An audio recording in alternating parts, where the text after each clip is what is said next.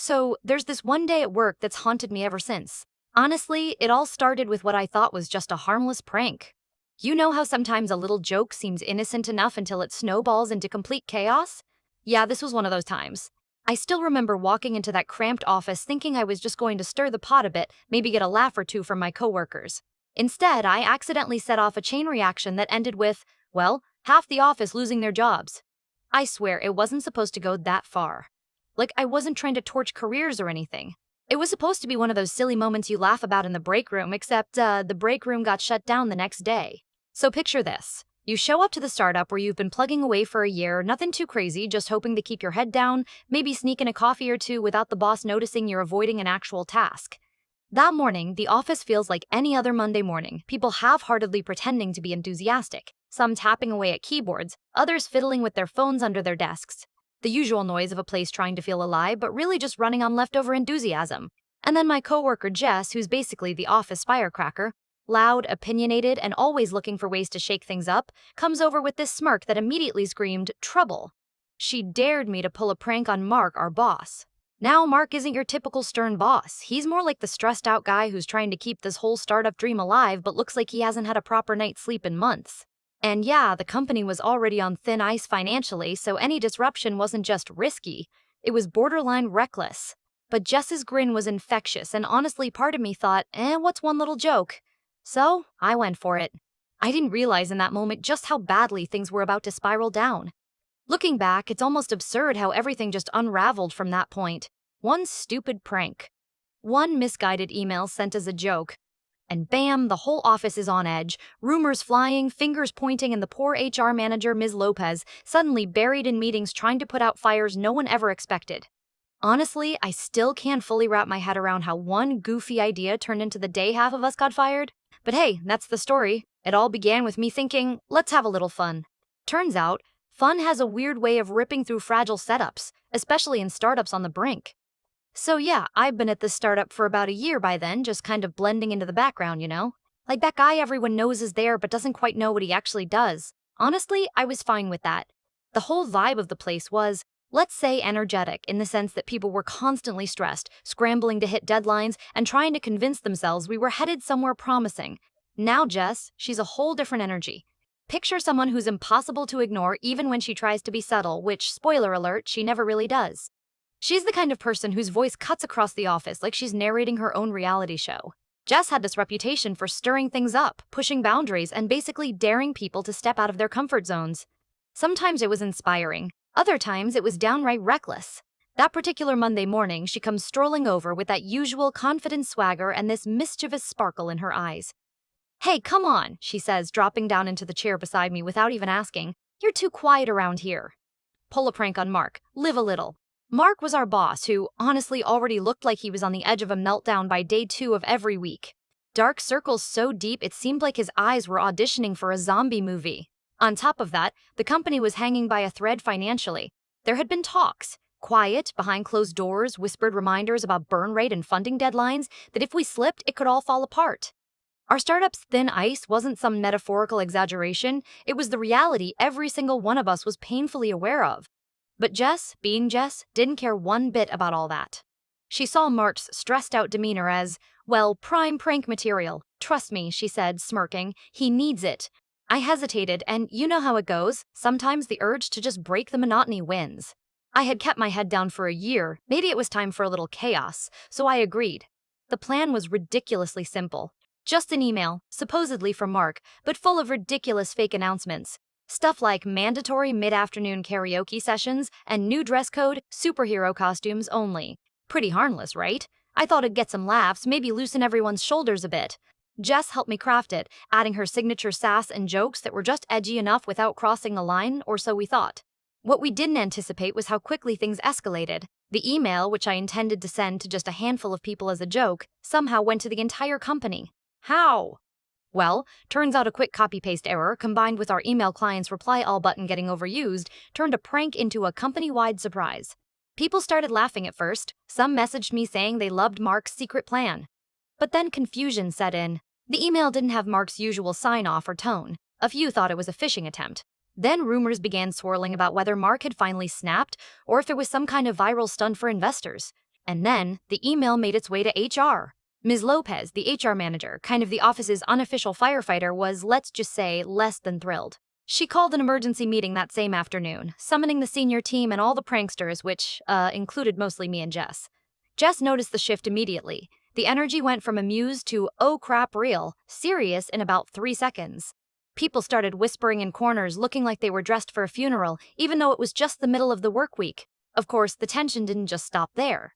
Suddenly, colleagues who used to joke around were eyeing each other with suspicion. Who really sent that? Was someone trying to sabotage the company? The paranoia was thick enough to cut with a butter knife. Mark? He was furious. Not in a let's throw a tantrum and be done kind of way, but this slow-burning anger that made the air heavy every time he entered the room. He kept pacing with his phone glued to his ear, voicemails ringing out like a reminder of all the mess. Meanwhile, Jess and I tried to contain the damage, sending follow-up emails clarifying it was a joke. We even talked to Miss Lopez, promising to help fix this before it spiraled. But every attempt was like poking a sleeping bear with a stick. The emails backfired, misunderstandings piled up, and suddenly there were rumors about internal sabotage and bets on who might get canned first. I remember one afternoon, Jess leaned over and whispered, "We might have bitten off more than we can chew." And honestly, I was starting to believe her. Still, in that chaos, a twist popped up. While everyone was busy blaming each other and drowning in speculation, someone found something unexpected. An old budget report marked confidential, floating around in a shared folder everyone had access to. It hinted at layoffs and reorganization, completely unrelated to our prank but perfectly timed to fuel the fire.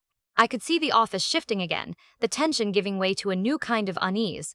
One not caused by our joke, but by something far bigger looming over us. And that's when I realized this wasn't going to be just about a silly prank anymore. Things were about to get a lot worse. So, as the days ticked by after the prank email fiasco, the whole office felt like a pressure cooker ready to blow. You could slice the tension with a knife. People were walking around looking suspicious, conversations felt clipped, and even the usually chatty Jess wasn't her boisterous self. It was like we'd all been caught in this awkward silence where no one really knew who to trust or what was going to happen next. The worst part? The prank email had somehow mutated into some kind of corporate ghost story. Rumors were bouncing around like ping-pong balls. I overheard someone whispering that Mark was on the verge of quitting because of how unprofessional the staff had become. Others were convinced HR was compiling a list of culprits to scapegoat. Honestly, I started to feel like a walking disaster zone carrying the weight of every sideways glance. Then came the meetings. Oh, the meetings! Ms. Lopez, our HR manager, suddenly transformed into this strict, no-nonsense figure, calling huddles that felt more like court hearings. We'd gather in those cramped conference rooms with everyone's eyes trained on us. Me and Jess like we were the stars of some tragic office play. Each meeting piled on the tension, with hushed accusations and desperate justifications flying around. Jess tried to make light of it once, cracking a joke about mandatory karaoke being a real company policy, but it landed with an awkward silence that was honestly painful to witness. Trying to fix the mess became our full-time job. We sent apology emails, tried to clear up misunderstandings, even offered to help draft official announcements to smooth things over. But every step forward felt like 2 steps back. The more we reached out, the more tangled the web seemed to get. It was like the prank had cracked open some hidden fault line beneath the company, and everything was shaking apart. Meanwhile, Mark was a different kind of storm. He wasn't yelling or throwing things. Nope, his anger was this grim resolve that made it clear he was nowhere near forgiving or forgetting. I saw him in the hallway one day staring at his phone with this haunted look, and when our eyes met, he just nodded almost imperceptibly before rushing away. That moment stuck with me. It was like he carried the entire company's fate on his shoulders, and we'd all chipped away at his patience. And then there was the office itself, which had shifted in mood entirely. The usual bright chatter was replaced by nervous whispers and suspicious glares. People started isolating themselves, turning inward. I caught Jess sitting alone at her desk one afternoon, scrolling through her phone with a look I hadn't seen before, something like regret mixed with frustration. When I asked if she wanted to talk, she just shook her head and muttered, "This was a bad idea. We've messed up big time." The worst was that no matter what we did, the rumor mill churned out worse and worse theories. Some folks insisted the prank was a cover for a deeper revolt. Others claimed it was sabotage from competitors who'd infiltrated the company. Honestly, half the office looked ready to throw each other under the proverbial bus just to save themselves. Amid this chaos, the leak of that confidential budget report seemed like the last nail in the coffin. It was like someone opened the floodgates. Suddenly, the layoffs we had hoped were just a distant threat became an imminent reality staring everyone down. The report detailed cuts and restructuring plans that none of us had been officially told about, but that now everyone was scrambling to confirm. Panic grew. Whispers turned to open conversations about who might be next on the chopping block. Jess and I tried to hold it together, but it was clear we were drowning in this mess we'd helped ignite but couldn't control. One day, during a rushed coffee break, Jess looked me dead in the eye and said, "Maybe this isn't just about us anymore. Maybe something bigger is coming down and we're all just collateral." It was chilling to think about, but she was right. At that point, the prank felt like an unfortunate spark in a room already packed with dynamite. Whatever fallout was coming wasn't just about a joke gone wrong, it was about the survival of the company, the futures of everyone who worked there. And so, with the office on edge, the rumors swirling, and the shadow of layoffs hanging heavier every hour, I knew we were hurtling towards something none of us could easily escape. Jess and I just had to figure out how to navigate the fallout without sinking the whole ship ourselves. The day when someone finally had to take responsibility, or worse, was creeping closer. All we could do was brace ourselves and hope the storm would pass before it tore everything apart. So yeah, the dust finally settled, but not before things took a turn none of us saw coming. It turns out the layoffs weren't actually because of my prank email, as much as I wanted to blame myself for the chaos. Nope. The real kicker was that budget leak we stumbled upon. That report wasn't just a rumor or some internal scare tactic, it was the cold, hard truth. The company's financing had dried up faster than anyone expected, thanks to a mix of missed milestones and, well, bad timing with investors pulling out. Mark, bless him, had been stuck between a rock and a hard place. The prank might have shaken him up, but the real crisis was way bigger.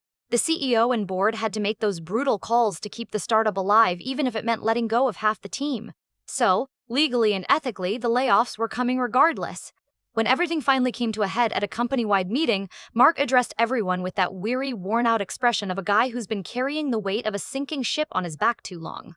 "This was not an easy decision," he said, voice low but steady. "Our future depends on making tough choices, and while some of it got entangled with recent events, this isn't about any one person or prank.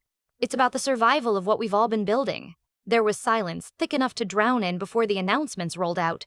Now, as for me, yeah, I didn't walk away scot-free. Ms. Lopez called me into HR after the meeting, the expression on her face a weird cocktail of disappointment, sympathy, and exhaustion. "Look," she said, "the prank was poorly timed and unprofessional, and you're going to face some consequences for that. But trust me when I say, the bigger issue was already brewing beneath the surface. I got a formal write-up and was put on probation with a clear warning that any future missteps wouldn't be so easily forgiven. It was harsh, but honestly, I can't say I didn't deserve it. My prank was a dumb move at the worst possible moment. That said, dealing with it taught me a hell of a lot about responsibility. Not just owning up to your mistakes, but also understanding how fragile the whole office ecosystem can be, especially at a startup teetering on the edge." Chiggy, she stuck around, though things between us were definitely different. Our dynamic shifted. The easy camaraderie gave way to this cautious respect. Neither of us could quite pretend the prank's fallout hadn't changed everything. Still, we learned to keep the antics to a minimum, or at least, to save the fun for when the company wasn't gasping for breath. In the end, half the team was gone, the break room stayed empty for a while, and the office felt smaller, quieter, more guarded. But as bleak as it was, life went on.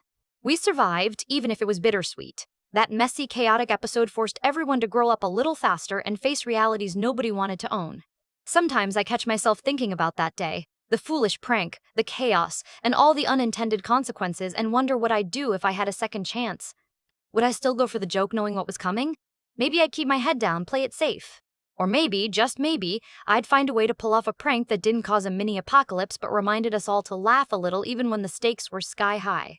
Because, honestly, sometimes chaos isn't just bad. Sometimes it's a strange kind of spark that forces the truth out into the open, even if it burns a little along the way.